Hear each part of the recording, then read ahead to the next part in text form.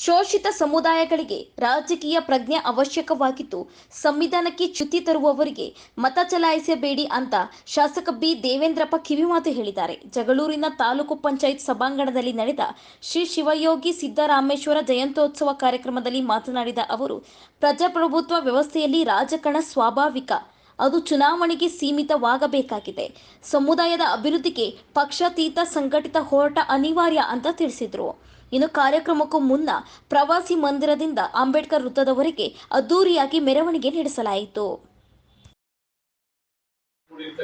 ಸಿದ್ದರಾಮೇಶ್ವರ ಜೀವನ ಎಷ್ಟೇನು ಗೊತ್ತಾಯ್ತೋ ಇಲ್ಲ ಗೊತ್ತಿಲ್ಲ, ನನಗೂ ಗೊತ್ತಿದ್ದಿಲ್ಲ.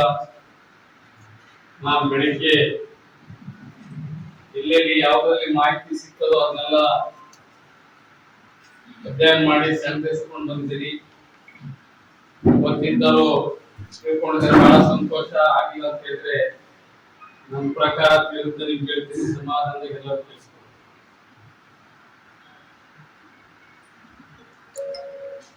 ಈ ದಿನ ಭೋಗಿ ಸಮಾಜದ ಆರಾಧ್ಯ ದೈವ 12ನೇ ಶತಮಾನದಲ್ಲಿ ಶಿವಶರಣರ ಪಂಕ್ತಿಯಲ್ಲಿ ಕಾಯಕ ಯೋಗಿ, ಕರ್ಮಯೋಗಿ,